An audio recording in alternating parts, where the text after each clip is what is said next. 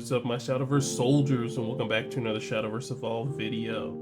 Alright, so this is the first time we've done the Market Watch Wednesday in like quite a bit of time. The past couple of weeks, the prices weren't really anything too different. Everything was pretty cheap, and if you didn't already pick up your stuff, well, now everything's kind of finalized on what's going on right now. We really didn't have like any competition, I should say, to like have a good pricing on what cards are good, what cards are bad. It was just kind of word of mouth, you know, just playing these cards and things like that. But as of right now, we're going to see what the prices are and seeing how they fluctuated, of course. So let's go ahead and get into that. So the first card I wanted to look at is the rarest card so far out of the entire set with only one listing. We have the Anne and Greya leader, which is sitting at $400. If you pick up this leader, you know, congratulations, you're picking up the only one that's on TCG Player. But personally for me, I'm not going to be picking up this card for $400. It's not like the Lelouch signed. I don't know what's so special about it besides it being the anime card and, you know, having both the girls on it. It's pretty beautiful and everything, but this card is absolutely insane to be at this price. And then as a runner-up, we also have the Fairy token, which is going for $350, going for the same shop.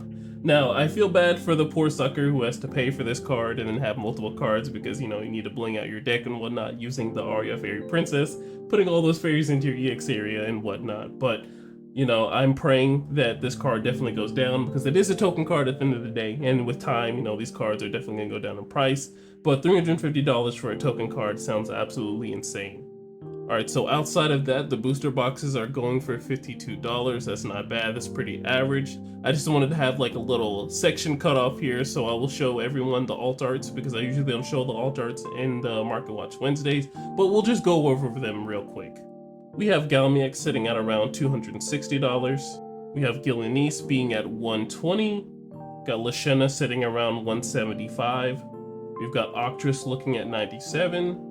We've got Marwyn being around $55, and we have Enzudia being around $30. So I'd say the prices aren't too crazy outside of the Fairy token and the Greya leader being the price that it is. But of course, with time, there will definitely be more listings. There will be people who don't really want the cards, and they'll be throwing them on TCG Player or selling them through the secondary market.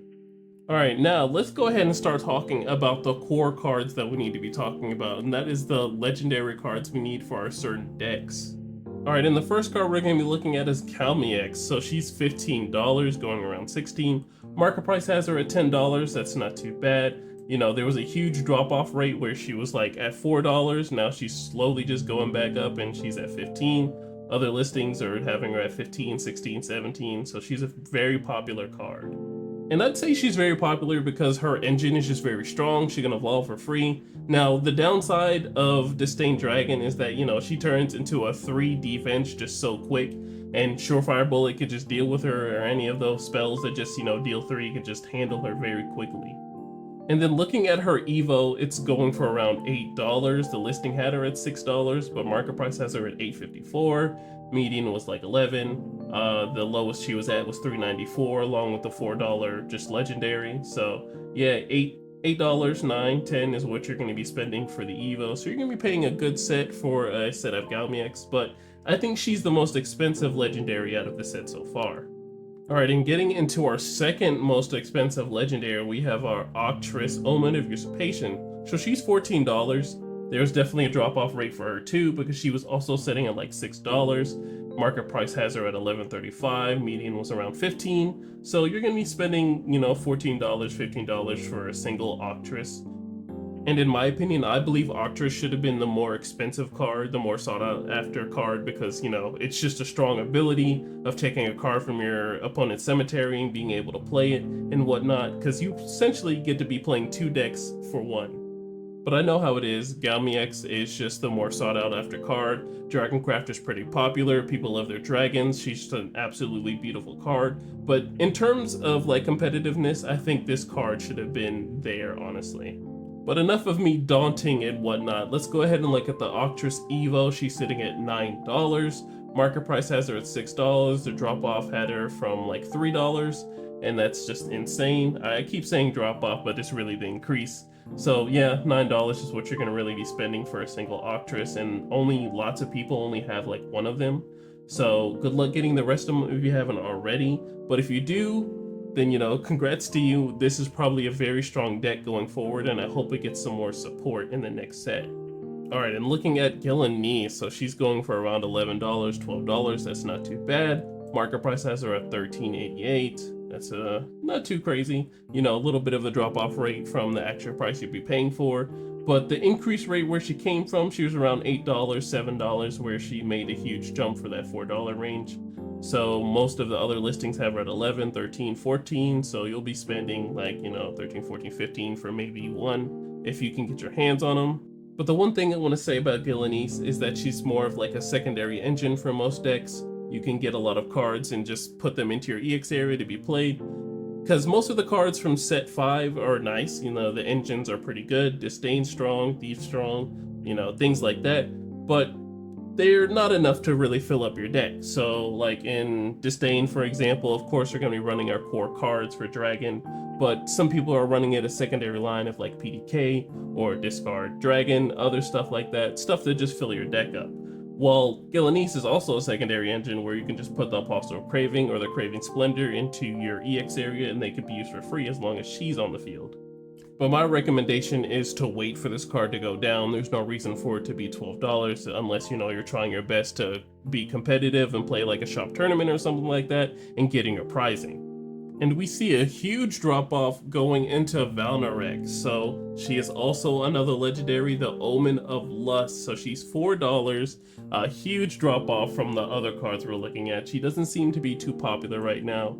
She's always been at $4, so she was like 12 around, the beginning of when the set came out, but it seems like she's just slowly dropping off.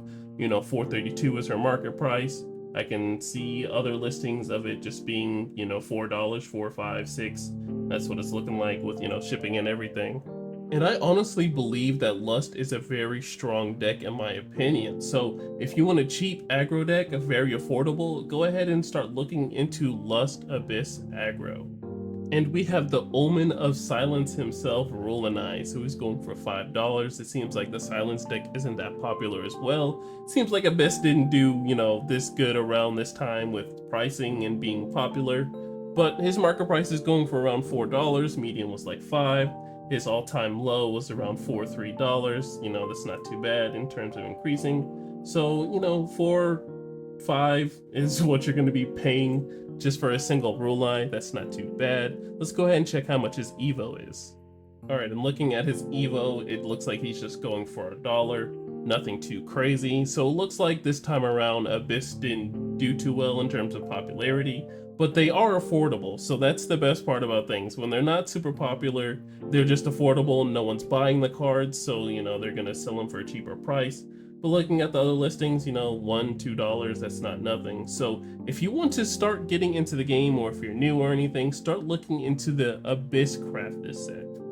And of course, I couldn't forget about my Rune Crafters because I identify as one myself. Lashena is sitting at $3. This is definitely the popular version of Runecraft going around right now. Everybody is trying to concoct and brew a version of Lashena right now. So she's going for $3. Her low was sitting at around, I guess this is her low right now because her high was around $6. So looking at the other listings, you're going to be spending $3, $4, maybe even $5 for Lashena. But everyone's trying to concoct their own version of Lashena right now, and I'm glad that there's so many Runecrafters just seeing a new version of the deck being put out there. We love our idols. I certainly love them. So outside of that, it looks like Runecraft this set, if you're going to be building idols, is pretty affordable as well. So I know I skipped a little bit of the legendaries and whatnot, but those are below $3, so I want to go ahead and pay attention to Fina. So Fina is definitely a good card that's going to handle either a 1-cost follower or to search out a 1-cost follower from the top 5 of your deck. So a lot of decks are using it. Sword's definitely using it pretty nicely. Any of the aggressive decks, Egg is able to use it to get Andromeda, things like that, Actress Feria. Just getting a 1 play point card out of your deck from the top 5 is not too bad. Looking at her price, she's going for a market price of $5. Her all-time low was $2, so if you picked it up during that time, that's pretty nice for you. So yeah, $4, $5, $6 is what you're going to be paying for a single Fina. And yeah, outside of that, I want to go ahead and just look at Spinaria and then probably close it out because everything else is below $2 in terms of everything else. So Spinaria's at 285, nothing too crazy. Her micro price has her at 354. Her all-time low was 338, so it's not like she was anything too crazy. She was like $6 when the set was coming out. So $2, $3, $4 is what you're going to be looking to pay for a single Spinaria.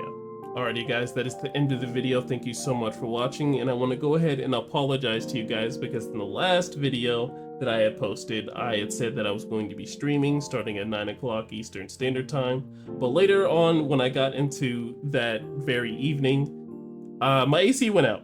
So I was sitting in there cooking, trying my best to, you know, do the voices and acting, and I was sweating bullets. So I will not be streaming, I'm sorry.